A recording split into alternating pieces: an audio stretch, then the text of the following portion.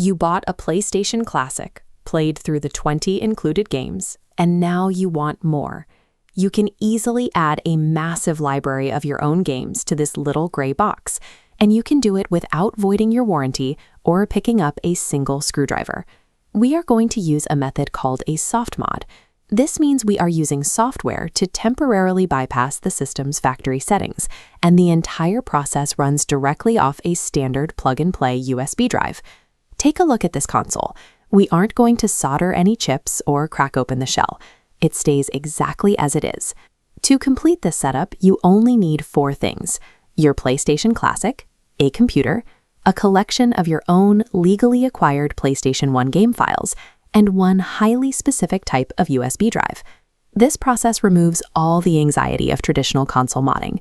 If you ever get nervous, or if you simply want to play the original 20 games again, you just pull the USB drive out. The console instantly reboots back to its exact out-of-the-box factory state. The most frequent point of failure in this entire process happens before it even begins, choosing the wrong USB drive from the store. The PlayStation Classic has a hidden hardware bottleneck. Sony placed very strict internal power limiters on the front controller ports to keep costs down. Here's why that matters. A modern USB 3.0 drive demands too much electricity, pushing past the console's red power limit and causing a crash. An older USB 2.0 drive stays safely below that limit. For best stability, use one between 16 and 64 gigabytes. Respecting this specific hardware power limit is the single most important foundational step. It guarantees your modified console will run smoothly and won't suddenly shut down in the middle of a game. Step 1 is preparing your new hardware. Plug that USB 2.0 drive into your computer and open up your operating system's standard drive formatting tool. Take a look at this formatting window. You need to open the File System drop-down menu and select FAT32.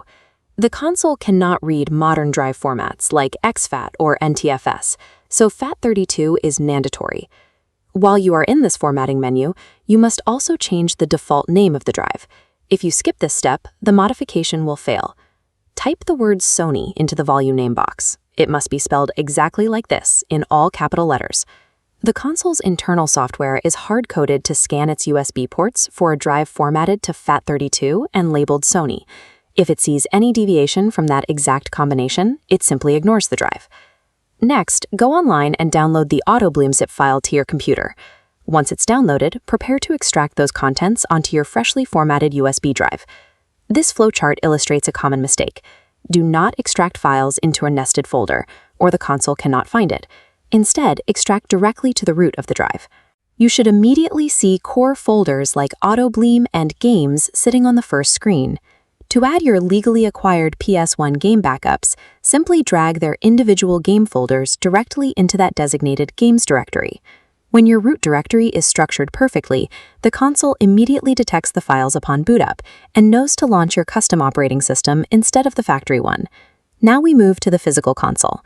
First, a quick warning: never hot plug your USB drive. Pushing it in while the console has power can cause data corruption. To be safe, physically unplug the micro USB power cable from the back of the console before doing anything else. Look at the front of the unit. You will plug your prepared USB drive into controller port 2, located on the right side. With the USB drive securely resting in port 2, plug the micro USB power cable back into the rear of the console and press the power button to turn it on. Watch the power button's LED light.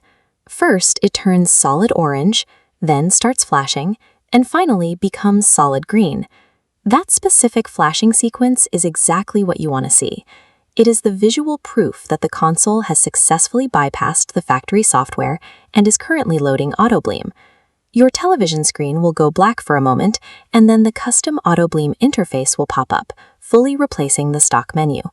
The software automatically scans the USB drive for the games you added, and you will see this newly populated carousel featuring digital cover art for your expanded library.